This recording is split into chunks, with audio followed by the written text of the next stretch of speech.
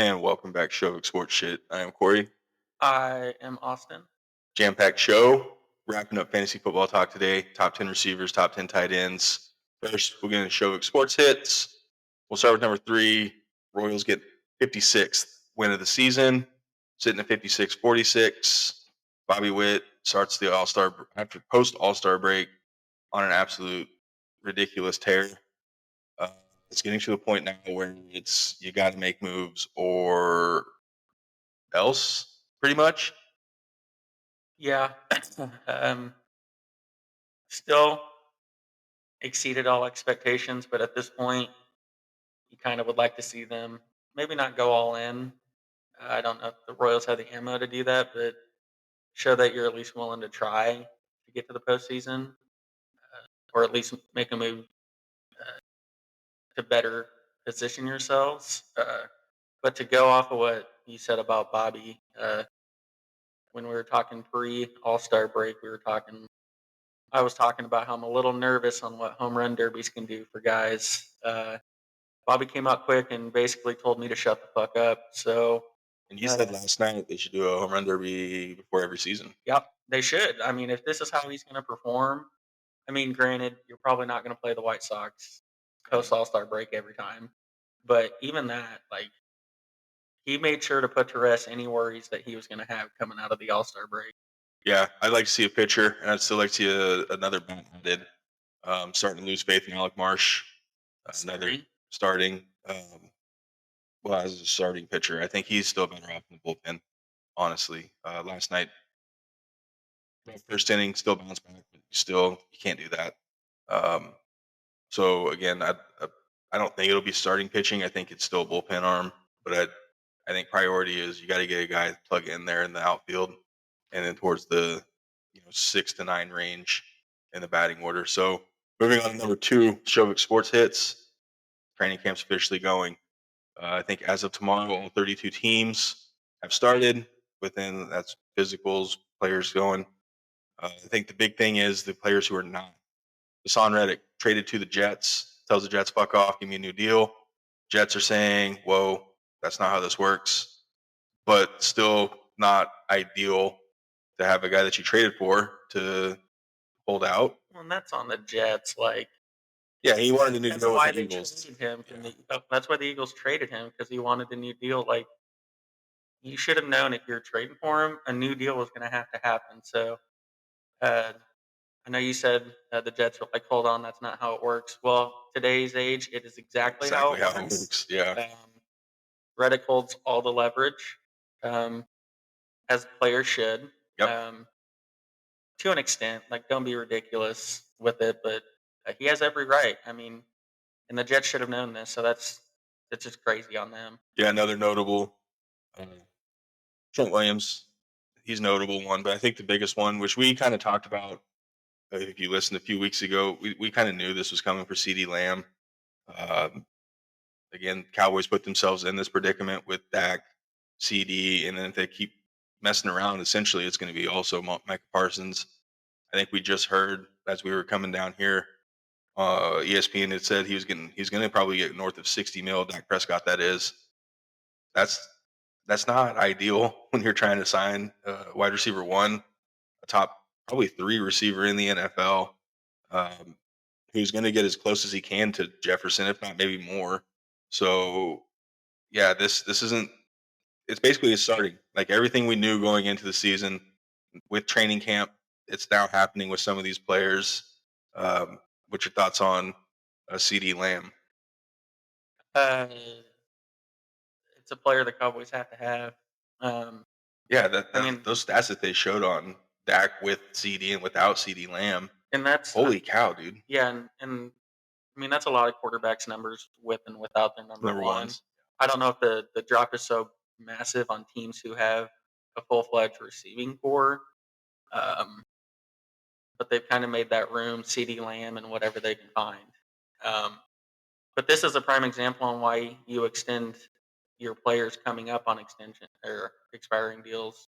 Uh, they could have extended Dak sooner and maybe been cheaper, and then they could be focusing on CD right now.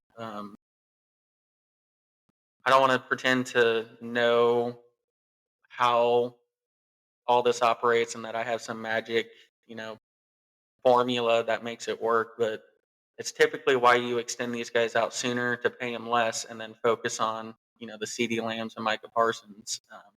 If you knew you wanted Dak, you didn't have to wait last minute, essentially. CD Lamb and Micah Parsons aren't new to the team. You know when their contracts are going to be wanted. Yeah, So who knows? It's a mess. They have to have all three out there. they do. So they better figure something out. Yeah. Jordan Love, kind of the same situation. I did hear Tua is participating in some individual workouts / 7-on-7s. So at least he's still somewhat there, kind of getting some work in. But I think, and just hearing McDaniel talk, that he was pretty confident that they were working closer to a deal. He said it's still a process and they're still going to be careful with Tua and kind of how they go about it. The first week or so, I mean, you're getting checked in, you're getting physical, so they'll really start ramping up as we get going over the next few days. But number one, I'm kind of I don't necessarily think this is huge, but this is something to kind of keep an eye on as we go forward. And again, we've been talking fantasy football, so this is kind of another reason why this is worth noting and maybe following. Now that it can change, obviously, with how they do. But Kadarious Toney has been working out with the running backs um, away from. I think he's still doing with receivers as well, but he's kind of getting some tote at the running back spot. That's interesting, and I think that shows that the Chiefs still think he brings some kind of value to them. And let's be honest, as a Chiefs fan, you have a love hate with him. He did have crucial punt return. So just to summarize, he's a really good player when the ball's in his hands. Um, it's just a matter of getting the ball to stay in his hands and in his hands before disaster strikes. I love the idea of him at running back, and it shortens the distance the ball has to travel from Patrick to him. Um, and that gets the ball in his hands to potentially make plays. Now, don't get us. He's not going to be a 15 carries a game guy, no matter what No, happens. God, no. As far as I know, we haven't re-signed a McKinnon replacement. Why not? Why not this guy? Go out there, get 3 to 5 carries just to see if a play happens. Get your 4 to 6 targets on third downs or little dump down screen game. Andy's great at the screen game. I like it. If he ends up being our backup running back, that actually opens up another slot to keep another receiver. Um, so I can see that kind of being a double good thing uh, with the potential for his playmaking skills, which love or hate him, he has. And that's also not good news again for Sky Moore, because now Kadarius Toney's adding to his value, right? So it's like, Sky Moore, you got to have your A plus kind of type training camp, because now this guy's starting to, they're looking at ways to get him on the field / hey, we're looking at a way to get him on the 53 man. You're gonna have to step up and do something. Yeah, the only way this is good for Sky Moore is if that final receiver spot is between Toney and Moore, and they end up listing Toney at running back, which I still don't. I think he'd be receiver still, but if he is listed at running back, that actually could help Sky Moore. Um, but if it comes down to between the two, it definitely looks like there's an obvious choice for number one between those two. Neither is going to be the Chiefs' number one. Right. It looks like an obvious choice between the two. And kind of not, I guess it is kind of a related note. I did see the Chiefs had their first brawl at practice today. Kind of, Kadarius Toney catches the ball out in the flats, kind of jukes a couple guys, and out of nowhere, George Karlaftis just straight slams them. My dude. Straight slams him. Kadarius gets up, throws the ball at him, just like pissed. And then obviously, what's training camp without Travis trying to get into a fight, right? With that killer stash that he's rocking, his training camp stash. Wonder how Taylor feels about the stash. Obviously, she's got to approve of it, right? Yeah, she had to sign off on it if he's repping it. It might be one of those where she's like, okay, you can do it during training camp, but once more camera time and TV time comes, like, get rid of that shit. And he's like, yo, of all the things, this is what I have to have. You got to let me have training camp stash. So that wraps up Shovick Sports Hits, 3 big storylines. And then we'll get more into the Royals and trade talks next week. So be ready for that. Now, I mean, we've talked about CeeDee Lamb, obviously, so now that kind of perfectly leads us also into top 10 fantasy receivers for Yahoo, and they're at number one, CeeDee Lamb. This could be kind of huge. The closer, I mean, we know people are starting to draft now. I don't necessarily think he's going to sit out games, but in the back of your mind, we're in a day and age now where it's really, really hard to tell. Um, so we'll go 1 to 10. Then obviously CD number one, Tyreek Hill 2, Jamar Chase 3, Justin Jefferson 4, on St. Brown 5, AJ Brown 6, Garrett Wilson 7, Puka Nakua 8, Marvin Harrison Jr. rookie number 9, and then number 10, Devontae Adams. Initial thoughts. I mean, obviously receivers are going to be somewhat deep. Uh, it really depends on system, who their quarterbacks are. Do you think these are the 10 best receivers? No. But let's be honest, I think Amon Ra has earned it. So I think after you get past that top five, that's where ratings will really differ. You can even jumble that top five, but I think that top five is that top five with CD, Tyreek, Jefferson, Chase, and St. Brown. I think those five have earned the right to be, for fantasy purposes, rated higher, just given target share and proven production. Uh, so I agree with that part, but after that, it's really preference, potential, I guess. You could value rookies in a good situation more than some, or like Yahoo, they had Marvin Harrison up there, like great receiver going to a proven quarterback. You can value that some, or like me, I tend to shy away from rookies, so I don't value that as much. Uh, but yeah, 1 through 5 good, 6 through 10 I think is where a lot of people will differ, and where draft boards will drastically change. And I think after we read off our top 10, for the most part, the same names are on there. You know, we have a couple of people that we were surprised weren't on there. Um, so I'll start with mine, and that's number 10, Debo Samuel. That's up 5 spots. As long as he's with the 49ers And healthy. and healthy with Kyle Shanahan, I'm always going to have him at least number 10.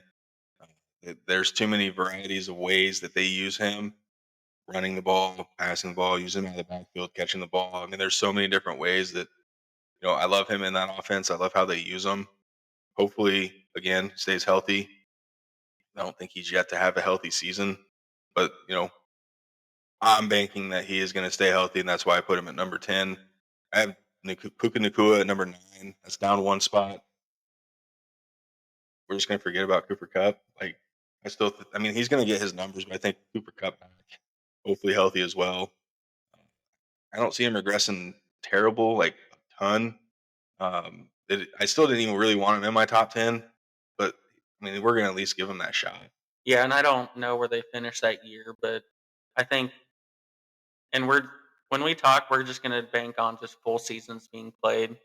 We're not going to want injury or wish injury or think injury on anyone. But I think Puka and Cooper Cup have a really good chance of being like the Michael Crabtree, Amari Cooper, uh, Raider days, um, where there are going to be games where they both go off, but they kind of take turns, or it's going to be a crapshoot which one it is that week. Uh, but they're both going to go off on the weeks that it's their week, to where it could balance out to where neither may crack top 10, but they will both get their points.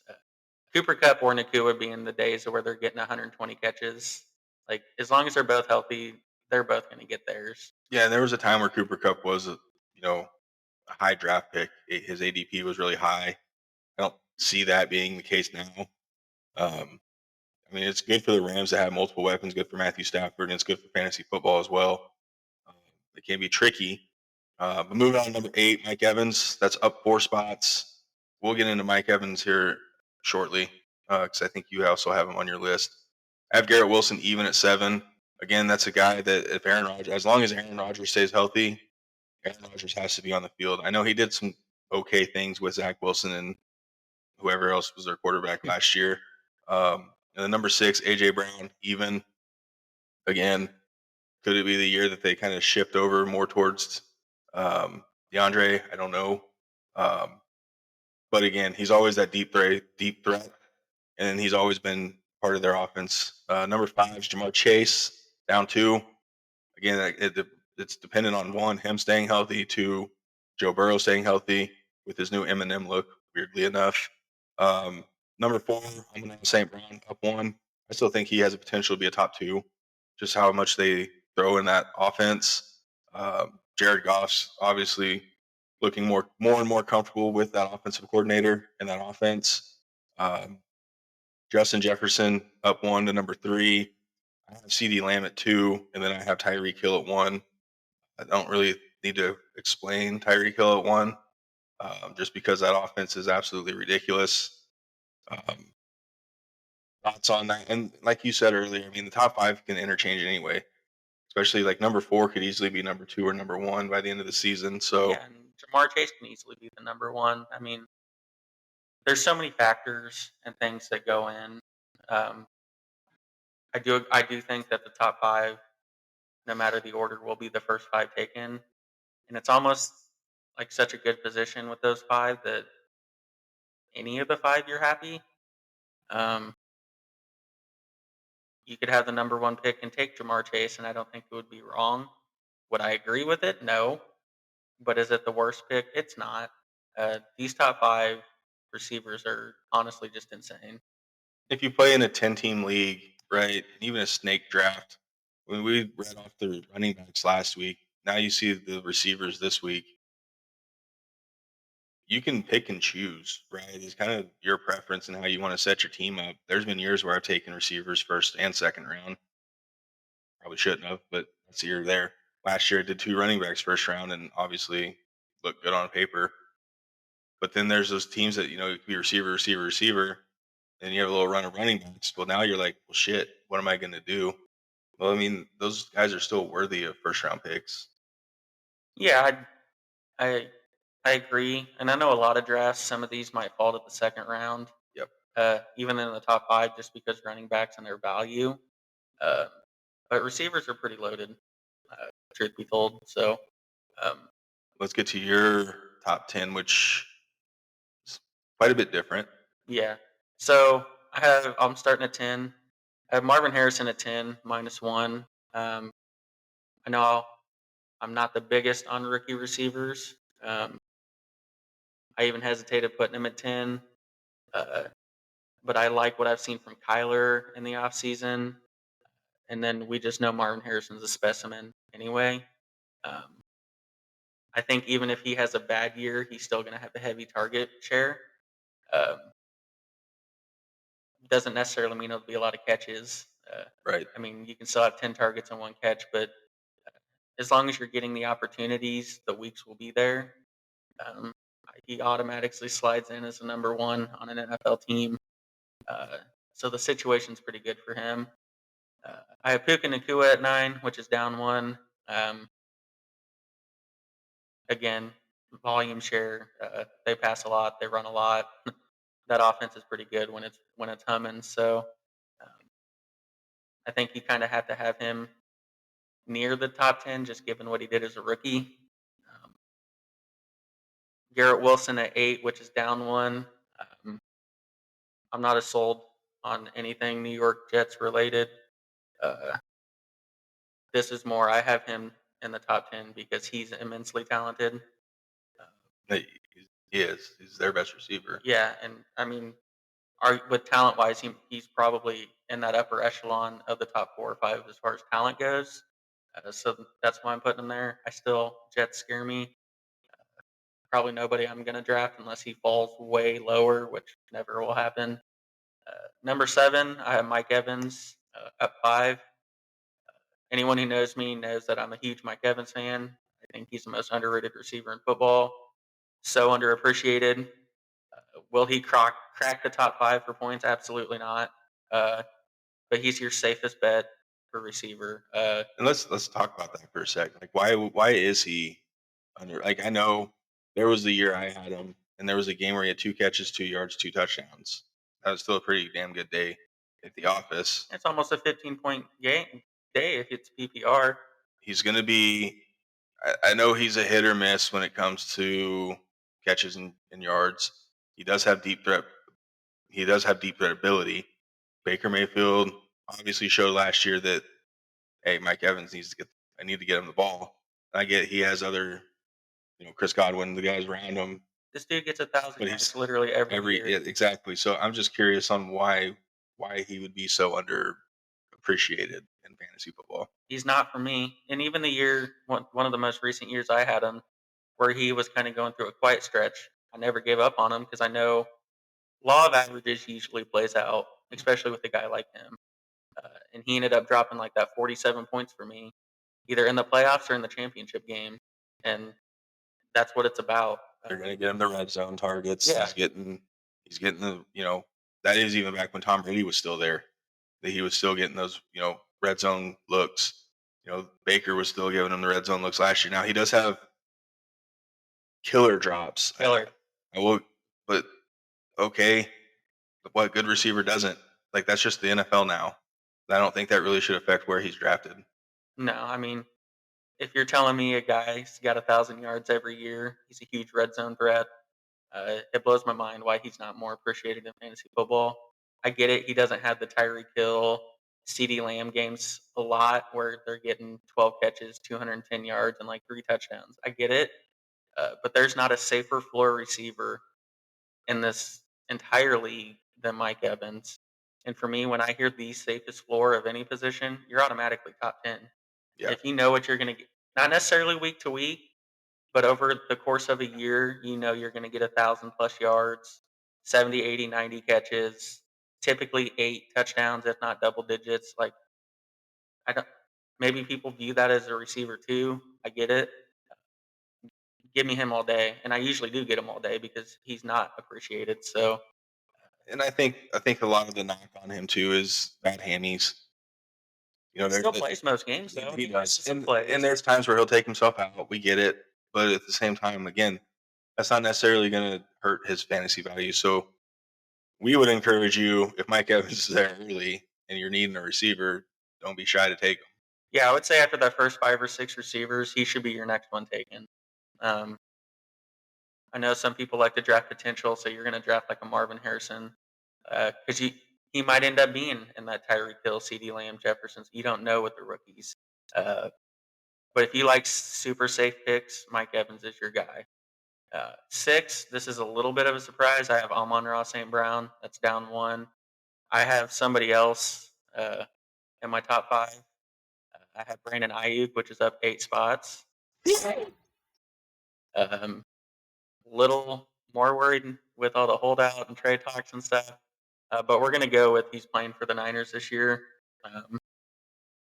Debo's kind of their gadget guy. Brandon Ayuk is their true alpha receiver.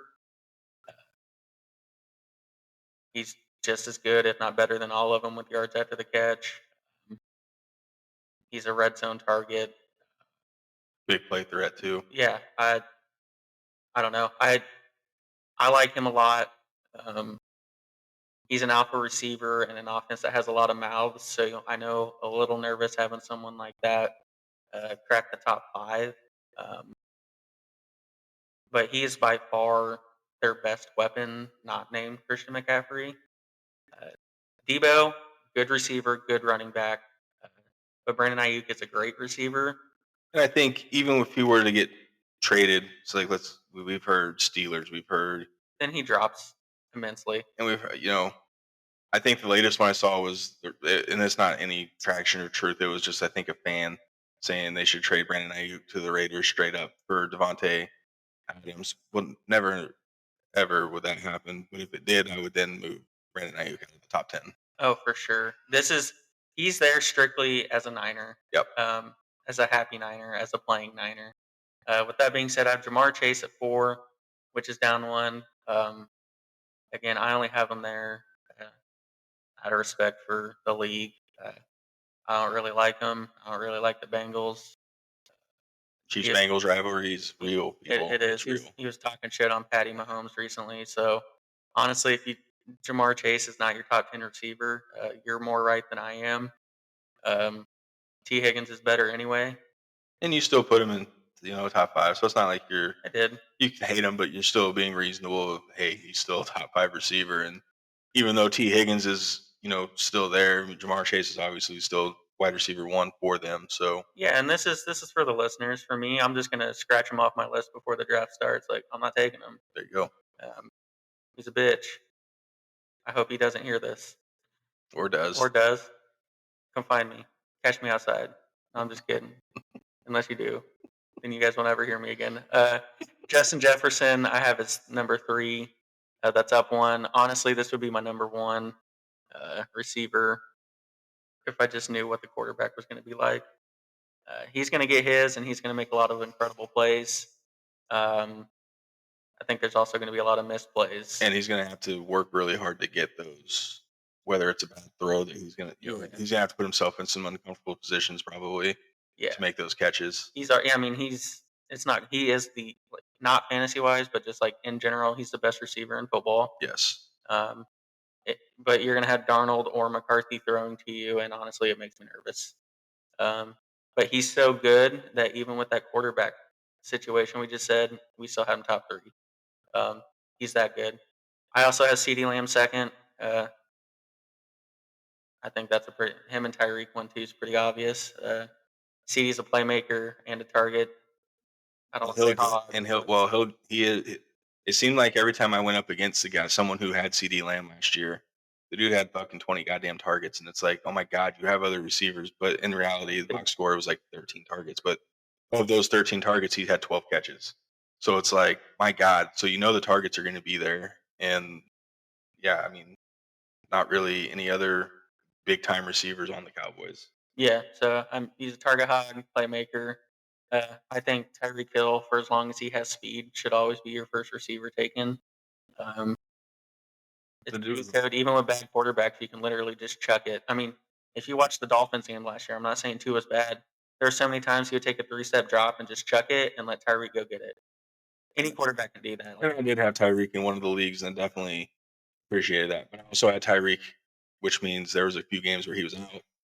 Because I mean, speedsters like that, you got to worry about their hammies and their quads and whatnot. But yeah, I mean, you just sit there and lob it up, and he goes for it. I mean, the dude was on pace to shatter Calvin's. I mean, he obviously didn't, but he was definitely on pace, and I think getting hurt early on didn't help. So I agree with most of your list. The Ayuk one's still nerve-wracking, but I mean, if he does end up playing for the 49ers and stays healthy, I mean, I would still put him at top 10. I don't know if I would put him at 5, but up in the top 10 echelon would probably be pretty solid. Yeah, I mean, that's the one I'm most nervous about.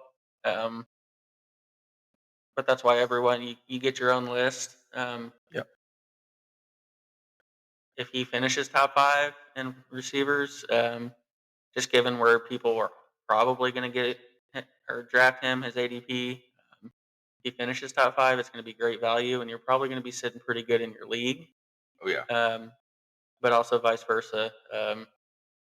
If you think he's a top 5 to 10 receiver and you draft him, as a 7th receiver and he falls flat, finishes in back end receiver 2 or range, then don't come at me. But there's so much potential with him in that offense that you're not necessarily wrong for thinking any of their position players are going to be the ones that blow up in a season. Yeah, receivers are getting to be so deep, and we said that at the beginning of the show when we were getting ready to get into this. Even the receiver draft class this year of the rookies. I mean, there's going to be some rookies out there that are going to make, big strides. Rome Odunze, I think that, I think the Bears with Keenan Allen, DJ Moore, Rome Odunze, I think the question is still on Caleb Williams. I'm on the boat of I think Caleb Williams is going to be an extremely good quarterback in the NFL. I don't like the coaching staff that they have there to mold him into what he needs to be. But I still like his upside, and I still think when it's all said and done, he's going to be a superstar quarterback. I know you're not on that boat. Do you think that still hurts those receivers' value with Caleb Williams? I don't think all 3 of them. I just don't have enough faith in him year 1 to be able to feed all 3 mouths. Um, this Keenan Allen by name, you're just associating with a really good PPR receiver, and I think you're going to have to reevaluate that. I just don't know on a week to week basis if you can rely on all three. Um, you're really going to have to hope you choose right. Um, if these three receivers were in San Fran, I'd feel different. I'd be like, they're going to scheme them open. There's going to be enough plays for all of them. I don't know if I trust that yet. I still think DJ Moore will be the most reliable of the three, just given his playmaking ability still. Not saying Keenan Allen's not, but he's more of a possession guy, move the sticks, not going to win. He's not going to run streaks and win jump balls and do that, but he'll move the chains. So I might put him second. Roma Odunze, I know he's going to go too high, but he's at best one of those, I don't want to say late round flyers, but maybe your first or second bench spot flyer, just in case we're wrong. But I don't think you can draft him as a reliable starter, and then the other two just maybe flex. So I don't know what to expect. Not a lot of offenses can feed three different mouths like that at receiver. And then asking that from a new coaching staff and a rookie quarterback, I don't know what to expect. Those are the three good names to know later on in your draft. I've always been a big Keenan Allen fan. Even though he played with the Chargers, it'd be different seeing him not in our division finally. And maybe I think I can get on board with it's still year one with Caleb Williams. We don't really know what to expect. This might not even be the same coaching staff that Caleb Williams has year two. So I know we mentioned Caleb Williams in our top 10 quarterbacks being a rookie that later on in the draft, if you need maybe a fill in or maybe he did start off and you got to hope that you can find some waiver magic on that one. Do you want to go ahead and give us the rookie that you were talking up? Yeah, I still think it's going to be Malik Neighbors. Um, I know we talk a lot about situations, and he may not be in the best one because he is the one that went to the Giants, right? Yep. So hear me out. Hear me out. Um, Receivers is all about volume. Uh, he's automatically the receiver one. No more Saquon. Uh, Situation is you think they're going to be losing a lot. Uh, Receiver one, a team that loses a lot, equates to a lot of targets, equates to a lot of garbage time. It doesn't matter in fantasy how you get them, when you get them. It's just if you get them. Um, he's going to be a target hog. Um, I'm thinking like Odell Beckham on the Giants, where it was like him, and they would just chuck to him all the time. Kind of why he ended up getting hurt all the time. Uh, my favorite thing for receivers is trash points. Every situation isn't sexy, so you have to, really dig for situations that could be beneficial. And I think his being a target hog on a team that's going to be playing catch up a lot. Dayball's still a good offensive mind, so there's going to be some good play scheme to get him the ball. Whether Jones can get it to him or Jones can at least stay upright long enough to get it to him to be determined. Uh, but I like receivers in that position as well, where they're not in a sexy position, catches passes from Joe Burrow with an elite talent. Uh, the situation is kind of reversed where a team that's going to have to be throwing a lot late in the game. So if he was on a different team, I think we might be talking top 10 with him, right with Marvin Harrison, just given his talent. But you have to reel it in a little bit given the situation. But I think there's a lot of potential with him on that team, just given how bad they are. A couple more names before we jump into the tight ends. I want to talk about Terry McLaurin. He's been pretty good fantasy receiver over the years. He'll have a rookie quarterback starting in Jaden Daniels. I still like McLaurin, and I like his upside still. Obviously not top 10 worthy, but in those middle rounds, maybe even a little higher. Just even with a rookie quarterback, I still think they're going to throw the ball a lot. They're going to find ways to get him, the ball quickly. Cliff Kingsbury's the OC, so you're looking at a lot of sticks, a lot of slants, uh, quick release. Try to keep him on his feet essentially. So I like Terry McLaurin, and I like his upside on that.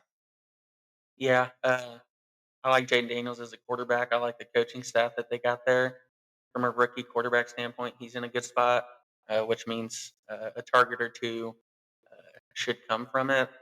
Obviously, on that team, Terry McLaurin is obviously the number one. Uh, I like him in the fringe two, receiver three range. Um, but he has the upside if, I mean, think CJ Stroud last year. Not saying he's going to perform to that level. Washington fans hope so. Yeah, but I'm saying even if he performs really well, McLaren can very easily end up being a receiver one with his talent. So I like that name a lot to watch. I think your plan for him should be not to have him out of the draft as more than like a flex Right. ish, Yeah. uh, knowing or hoping that he can turn into more. But uh, I do think that's one of the better next tier names to watch for receiver. Last one. Little Chiefs touch. Obviously, they have a rookie receiver, Xavier Worthy. What are your thoughts on Xavier Worthy? I think I saw projected like 30 some catches or 40 some catches for 600 yards and I think 6 touchdowns. I think he's going to get a little more touchdowns just because the deep threat could be there. Um, what are your thoughts on Worthy and where would you kind of maybe put him? I'm probably not the right guy to ask. I try to stay away from Chiefs players just because I don't want to be double heartbroken if it's a bad game, real life, and then in fantasy. I took Pacheco last year, and that worked out okay. Um, I wouldn't expect it too much from Worthy. I think those projections are pretty close to being accurate. Following the Chiefs as close as I have for a long time, it's hard for rookie receivers to learn Andy's system. Um, he can have all the talent and speed in the world, but I still think that he's going to get eased in to the offense. Um, I really do think it depends on Rashee Rice or not. If Rice's thing drags out, he misses no time this year. I think that makes Worthy undraftable or one of your last picks as kind of a dart throw. If Rashee Rice is suspended and misses time, I think that's going to thrust Worthy into a more prominent role. So during that suspension, he might be worth a little more. Depends how that pans out, but I wouldn't expect a Tank Dell rookie season or any blow up season from Worthy, barring suspensions and injuries to where he's thrust out there. Let's go to the probably hardest one to position to draft. Just because it's thin, gets thin, stays thin. It gets to a point where you got to really hope that you pick something that's going to just blow up. That's tight ends. So top 10 fantasies, tight ends per Yahoo. Number 1, Sam Laporta. 2, Trav Kelce. 3, Trey McBride. 4, Mark Andrews. 5, George Kittle. 6, Dalton Kincaid. 7, Kyle Pitts. 8, David Njoku. 9, Jake Ferguson. 10, Evan Ingram. And I really don't think there's much past those top 10. You can maybe say 13 or 14, and I still think that's pushing it just because not every team has fantasy tight end. And we'll talk more about people outside of the top 10, maybe. Um, but again, these are just so hard to draft. Yeah. Honestly, tight ends. If you don't get one of those top ones, um, you're almost better off just waiting until super late and just taking a dart throw. And I'll say, Once you get past those dudes who have blow up games or like a decent floor, it honestly is just luck of the draw. Maybe you take a dart throw on a rookie, a tight end on a new team where you don't know how they'll use them. It it's grown. The list has grown. There for a little bit it was just Trav, Mark Andrews, and George Kittle. Yeah. So it's growing, but now it's like you can play really good tight ends. You might actually end up being an outside guy and not really. Yeah, the position's trying to make a comeback. It is sadly deeper than it has been in recent years, like you said, but it's.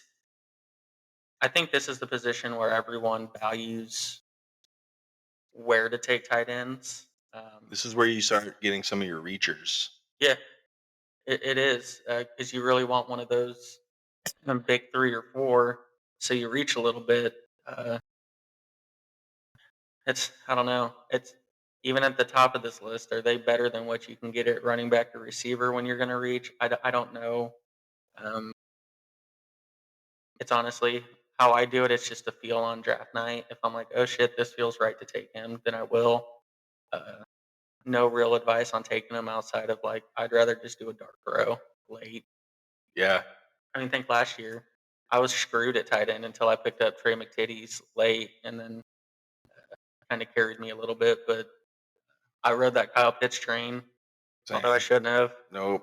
Um, and he's still top 10, and that's still the state of the position. So everyone values him different, kind of like every position. But this one, I think it's a little harder because it's a shorter list. Like you said, people end up reaching. Yeah, so I'll start with my top 10, and we'll go 10 to 1. Number 10, Brock Bowers, up 5. Still one of the better players in last year's draft, or this last season's draft. Number 9, Dalton Kincaid, that's down 3. Number 8, Evan Ingram, that's up 2. David Njoku, up 1. Kyle Pitts at 6, up 1.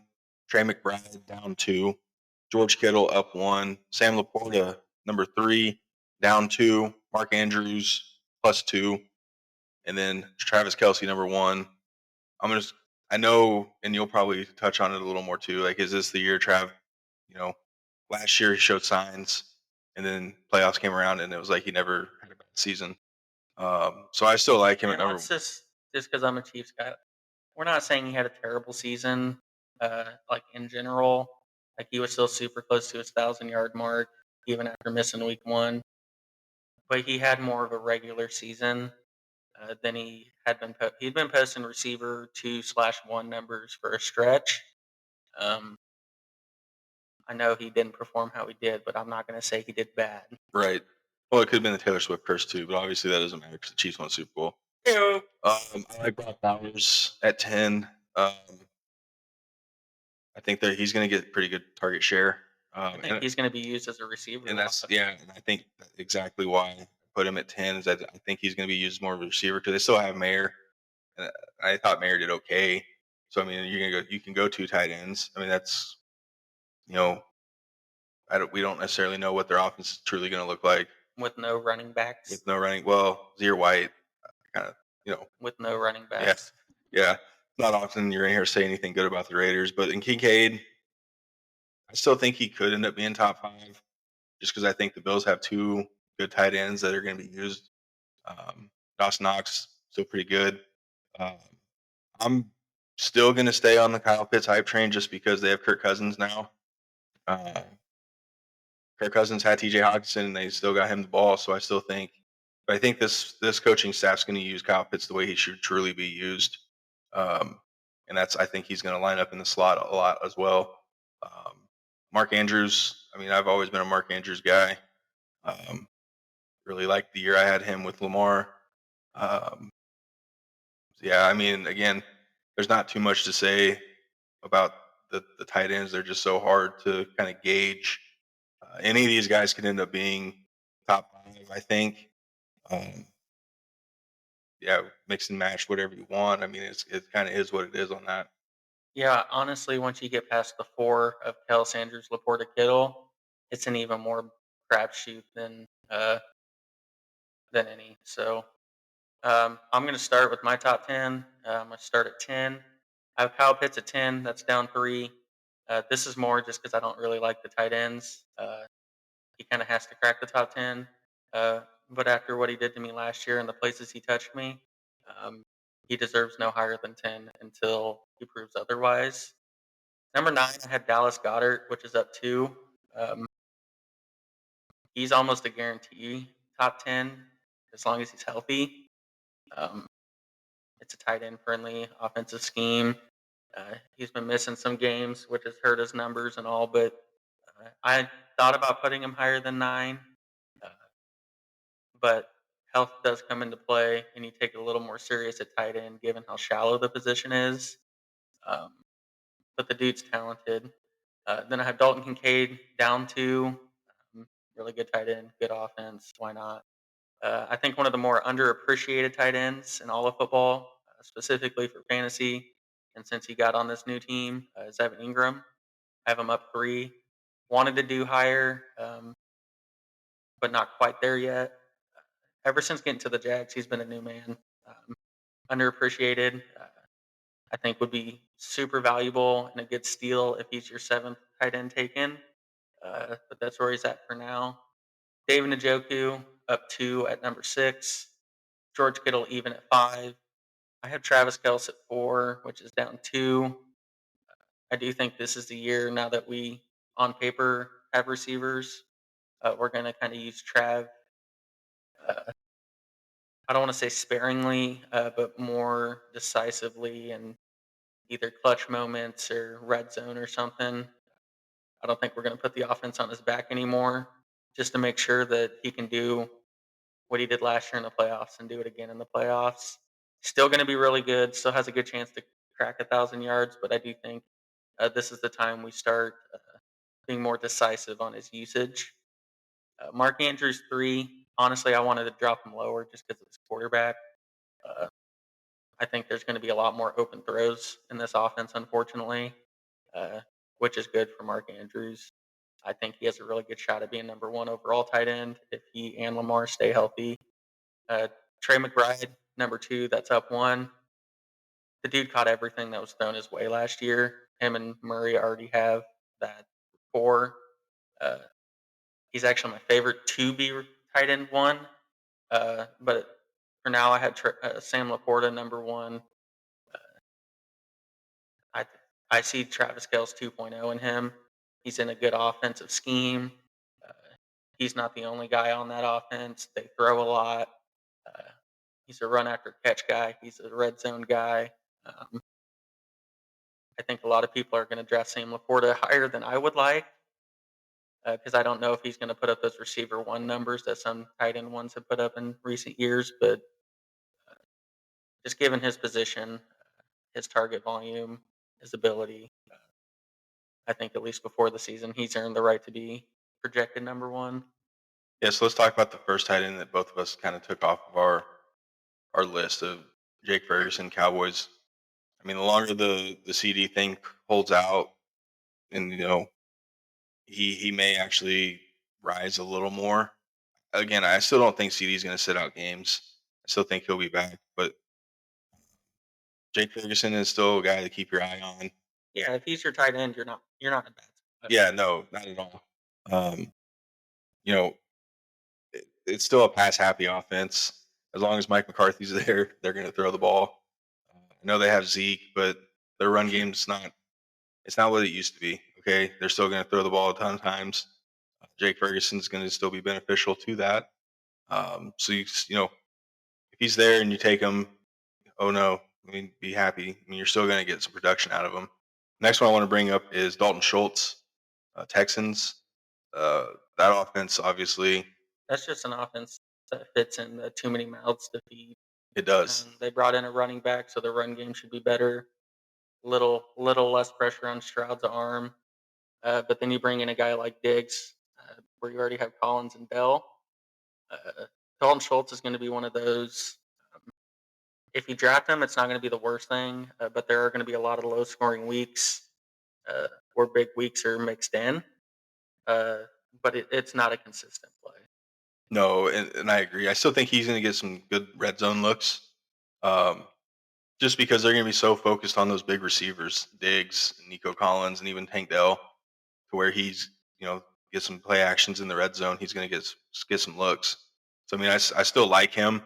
I just don't like him in the top 10, but that's definitely someone to keep your eye out on um, later on if you're getting to the point where you're like, oh no, I forgot to get a tight end. Have no fear, Dalton Schultz will be there. Um, yeah, is there anyone else? I mean, Dawson Knox. Again, it's tough to draft, you know, 2 tight ends from the same team, but that could be an offense where they're both draftable. Yeah, I think I'm just going to jump straight into my sleeper. Uh, Not necessarily going to do rookies because tight end, like, what the hell? Um, I still think my sleeper tight end Not to give away my draft strategy or people I'm eyeing for my draft, but uh, I'm gonna butcher the shit out of his name, but it's the uh, Chiggy something Chiggio with the Titans. Coro. With the Titans, the dude's athletic. Um, It's like a lot of like Vernon Davis. yeah, and that offense is going to go spread now. Put the ball in Will Levis's hands. That's still TBD on how that's going to go. Um, but the dude, talent wise, is there. Don't know how his usage is going to be. Don't know his target volume. I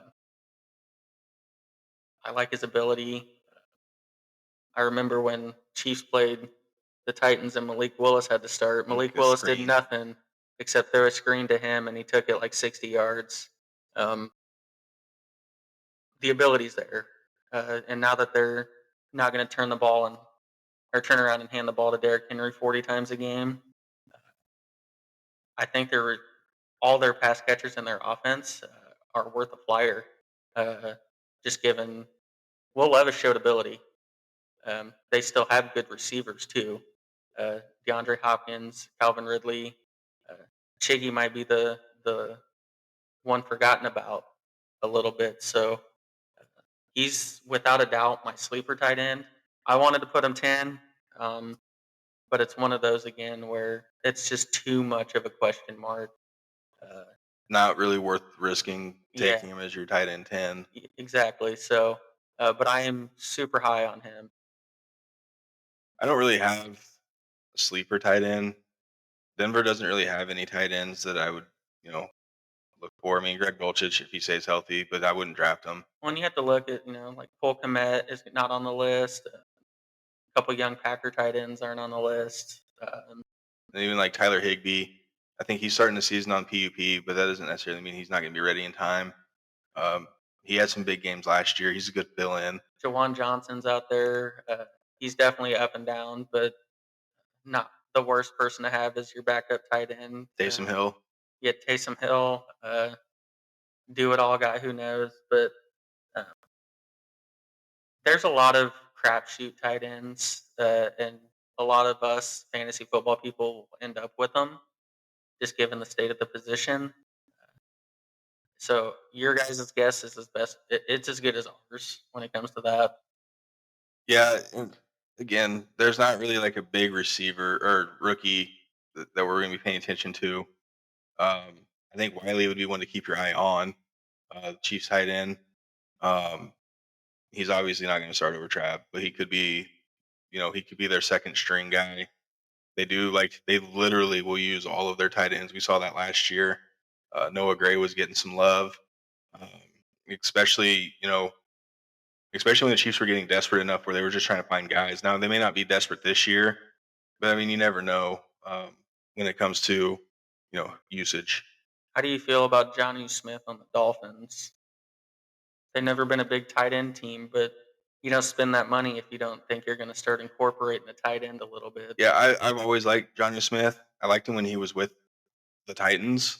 Um, I got a little overhyped on him last year, thinking that the Falcons were going to keep using him. Hmm. They didn't, but I was again desperate enough for a tight end where I just kind of picked him up and plugged him. Uh, yeah, I don't know if I would start him with the Dolphins just because based on that they've never been a tight end team. I know that red zone changes a little bit of everything, but it's not a team that's going to be in a red zone high percentage of times, and when they are, there's still going to be Tyreek burning people on slants and Waddle over the middle, or even breaking them off and running a fade route. So he's one to keep an eye on, though. I personally wouldn't draft him, but he is someone that could be a possible uh, a waiver steal. Yeah, and we can't talk about fantasy tight ends without talking about Mr. Tight End Touchdown himself, Hunter Henry. Uh, I actually like him a little more going into this year than previous years because he's going to have Brissett thrown to him Maybe for at least a little bit. Um, I don't know if I'd draft him to start every game for me. there was games where you like look up and he'd have like 4 catches and 2 touchdowns, Exactly, tight end and that touchdown. was with Dog shit. Mac Jones. So I mean, yeah, that's a guy to keep in. He's Again, always been reliable when he's healthy. yeah, and we're not saying he's going to challenge these dudes for top 5 or even top 10. Uh, but this is a position where we've said it's a lot of dart throws. Uh, he's about as good as it comes when it comes to dart throws at tight ends. They like their tight ends. They've always used their tight ends. Brissett's liked his tight ends. He's a capable NFL quarterback. Um, I don't know. I kind of like Hunter Henry, fringe fill-in / starter, depending on how they look. Um, but yeah, him and that Chigio dude, those are the 2 non-top 10 guys that I have my eye on. Last one before we get out of here. We didn't mention TJ Hawkinson at all. We looked it up. Remember, he like tore his ACL or whatever. True. He could still maybe, towards maybe the end of the season as you're maybe looking for a playoff spot. And by then, I think the Vikings will kind of have a good idea who their quarterback is. If they don't, then who? So keep an eye on TJ Hawkinson. Like he said, he tore his leg up pretty bad last year. Not everyone comes back at the same pace, but still keep an eye on TJ Hawkinson. And then that's going to wrap up fantasy talk. We've covered all the positions. Good luck to everybody in their fantasy drafts. I know ours is coming up in under a month now. We're really looking forward to our new league, Gritties and Titties. So if you need any more fantasy advice, message us. You can find our podcast on Apple, Spotify, and iHeartRadio. You can also find us on Instagram. Our followers are starting to pick up a little bit more. We're gaining them a few by a day. DM us on there if you have questions. Find us on Facebook, Shovick Sports Shit. Hopefully next week we have some trade deadline talk. I hope so, man. Baseball trade deadline next week. It is not looking promising with the lack of moves. So hopefully next week we have an episode. If there's no major moves, we may kind of shift gears and go into the Chiefs and Broncos training camp talk. So TBD on that. We'll see everybody next week.